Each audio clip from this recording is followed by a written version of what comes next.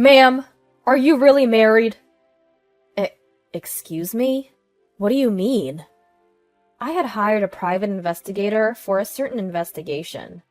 From the report of that investigator, I heard an unexpected fact that left me unable to hide my shock. If my husband has been exploiting my frequent night shifts to have a sweet affair, I will never forgive him. My name is Rachel. I am a nurse at a general hospital and a working wife who was about to celebrate her first Christmas since getting married.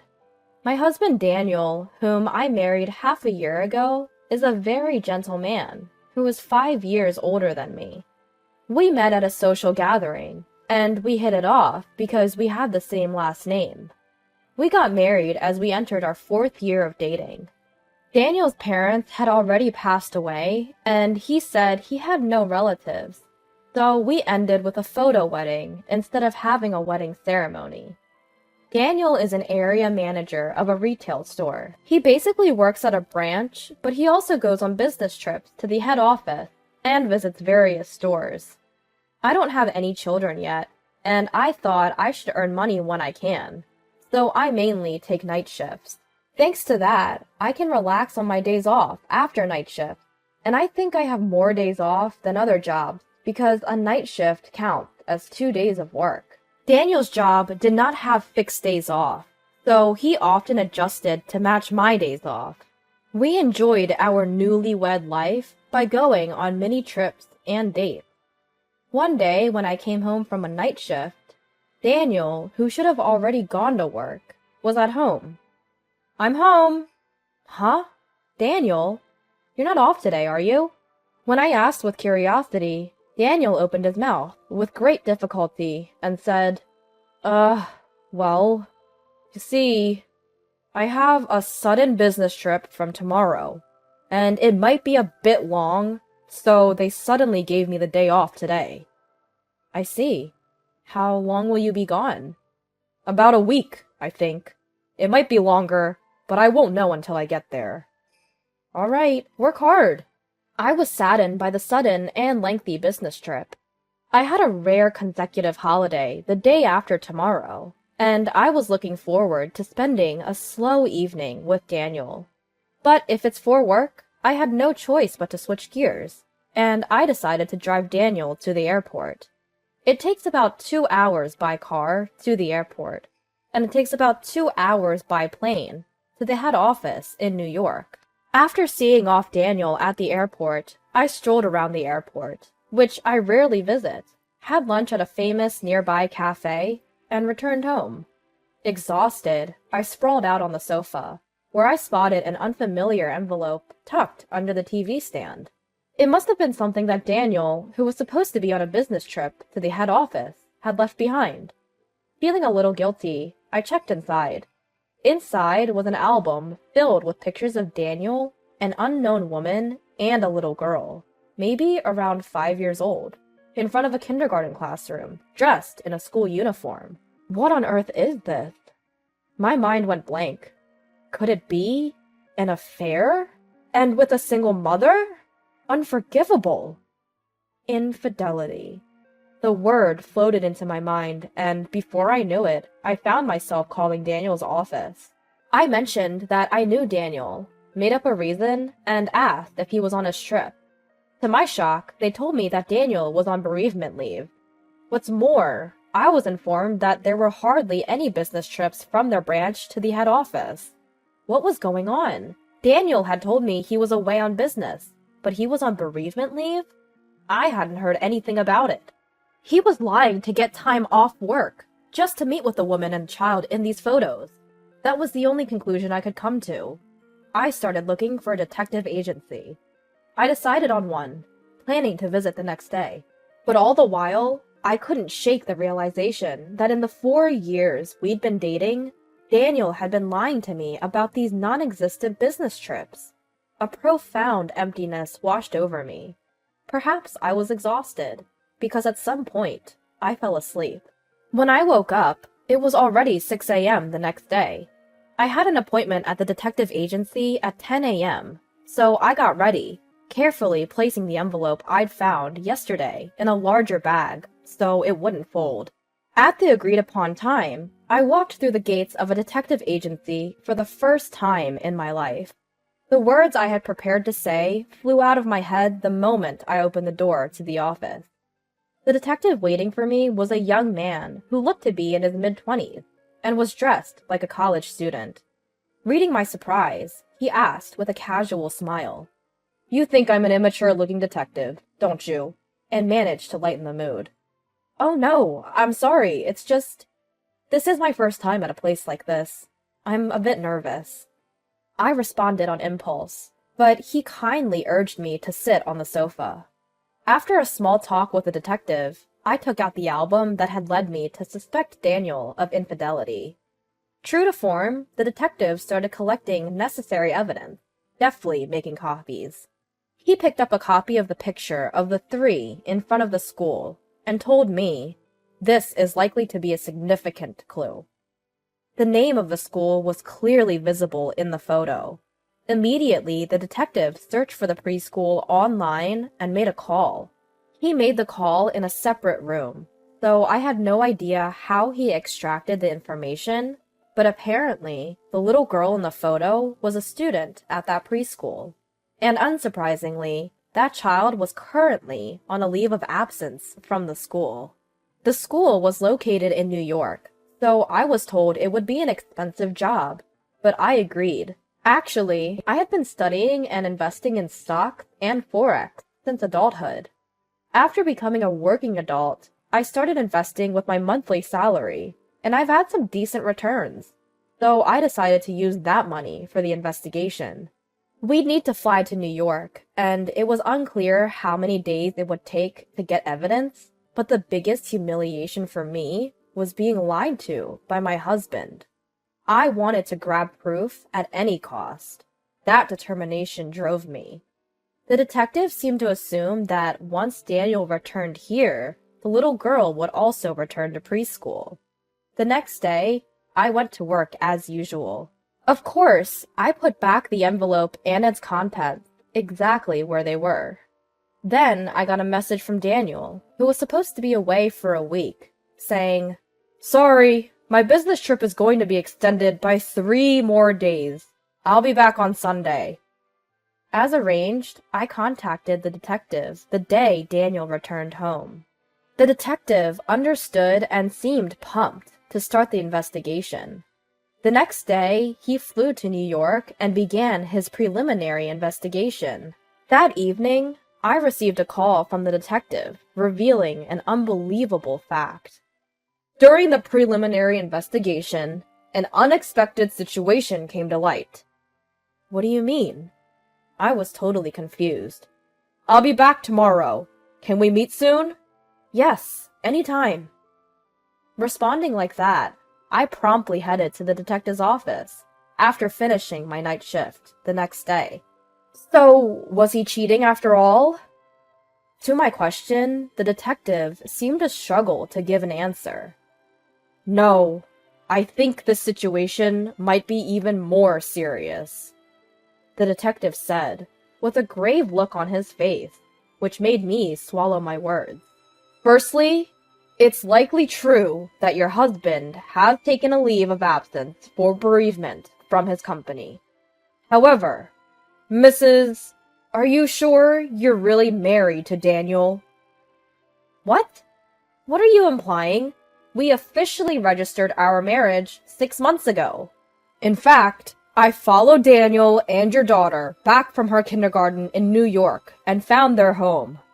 According to the locals, Daniel has been living alone here for the past 4 years, only returning to New York a few times a year. I heard he stayed for about a week for his father-in-law's funeral in New York." No way. I was at a loss for words. "Since you and Daniel originally had the same last name, it's hard to say anything at this stage, but I would suggest you check at the city hall," the detective advised. After expressing my thanks, I made my way straight to the city hall. At the city hall, I obtained a copy of the residency certificate for my entire household. What was written on it, however, was only my name. No way! There must be some mistake. I got married 6 months ago. I appealed loudly to the female City Hall staff member who was helping me in my confusion. The staff member, seeming distressed, said, "Even if you say so, we couldn't find any record of your marriage." But I insisted, pleading with her. "Please, check it again. My husband's name is Daniel. Please." To my near tears, the staff member repeatedly apologized with genuine remorse. In the midst of my confusion, I recalled the day I had submitted our marriage registration. Despite it being a workday for me, Daniel insisted that it had to be done on that auspicious day, and I had to go alone to the city hall to submit our marriage registration. I never would have imagined that our marriage registration was not submitted. After letting my tears flow, my emotions gradually settled down. I apologized and bowed my head, then left the city hall. All I could think about on my way home from my night shift was how tiring everything had been lately. I fell asleep on the sofa, pondering what to do next. When I woke up, Daniel was in the middle of preparing dinner. Seeing him like this reminded me of the woman and the girl in the photo. I was furious about being deceived, but I realized that if I lost my cool now, I wouldn't be able to take any action. So I was able to suppress my emotions. From that day on, I put on a smile in front of Daniel. About a week after going to the city hall, I had been considering whether I could find out anything about his real wife from Daniel's phone or his surroundings. Daniel tends to be quite forgetful, and it seemed that he accidentally left his house without his smartphone that day. I happened to be off, so I considered delivering it to him. But first, I decided to check his phone. Normally, it's not cool to snoop on someone else's phone, but I couldn't afford such decorum at the time. Considering the state of my mental health, I felt I had no choice. Daniel occasionally unlocks his phone while voicing the passcode, so unlocking it was easy. From there, I found the contact of a woman with a girl's picture he always talked about as an icon. I immediately called this woman. Around the third ring, a calm and elegant woman's voice answered. "Hello? Who is this?" When I asked, "Are you Mrs. Daniel Smith?" the woman's tone turned puzzled. "Yes, I am. But who are you?" "I'm someone Daniel met at his outstation. It's hard for me to say this, but we are living together now." "So there really is a woman at his outstation. I see. I was planning to visit my husband who lives there during the end of the year holidays. Can we talk then?"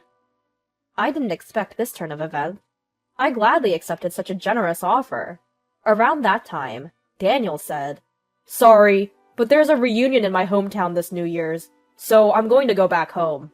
I had been waiting for these words from Daniel. Of course, I immediately agreed.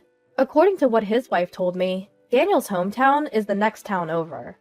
I heard both his parents had passed away, and he had no relatives.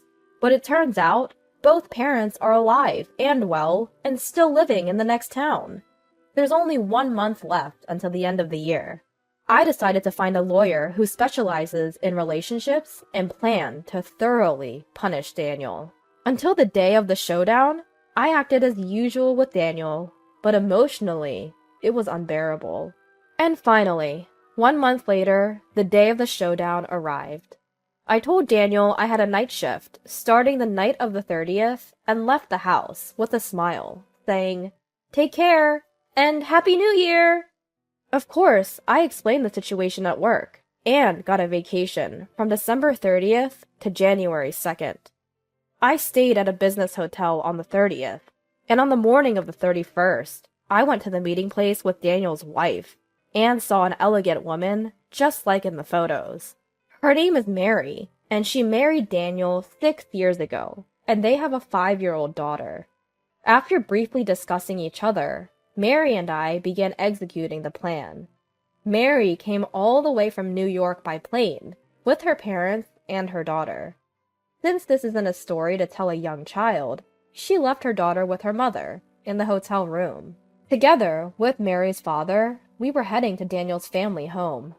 It seemed that Mary had spoken to Daniel's parents beforehand, so I was surprised when they bowed deeply to me as soon as they saw me.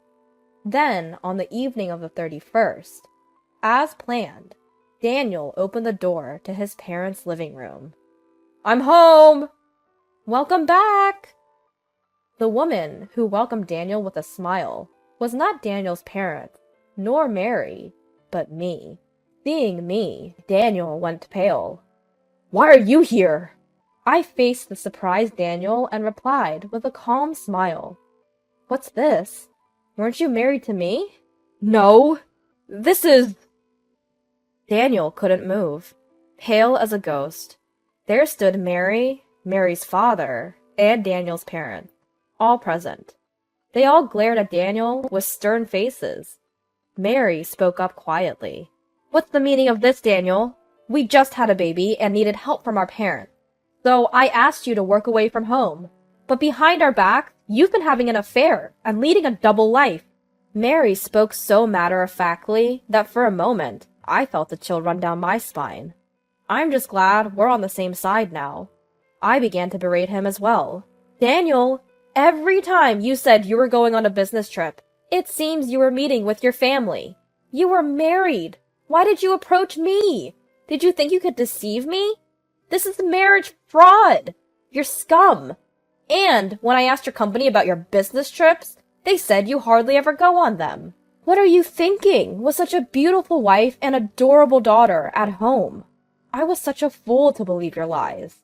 Confronted by both of us, Daniel sighed, then burst into laughter.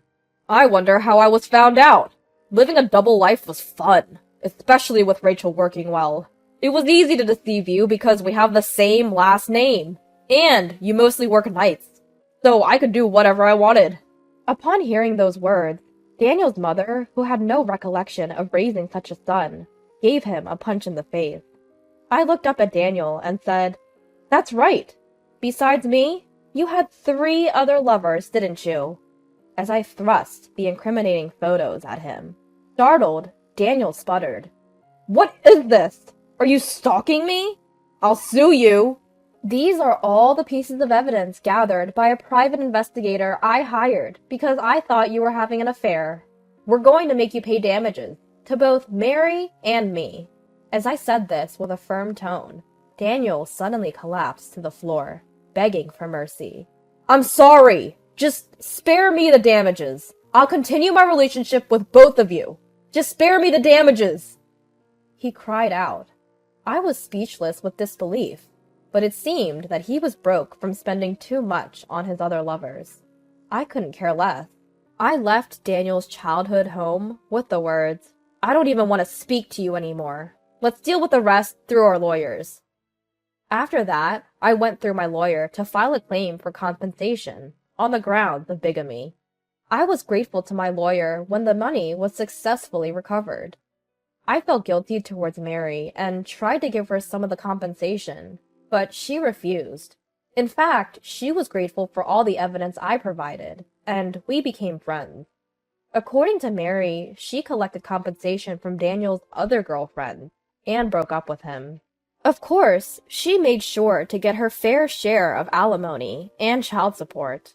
Apparently, one of his mistresses was a colleague of his, and Daniel was demoted at work and sent to a subsidiary company. At the new company, he's apparently being bossed around by a younger employee and cries every day. However, he can't quit his job because he needs the money to pay off the compensation. On the other hand, I moved out of the house I had been living in and rented a place that's just right for living alone, and I'm leading a carefree life. I now visit New York a few times a year and continue to be friends with Mary and her daughter.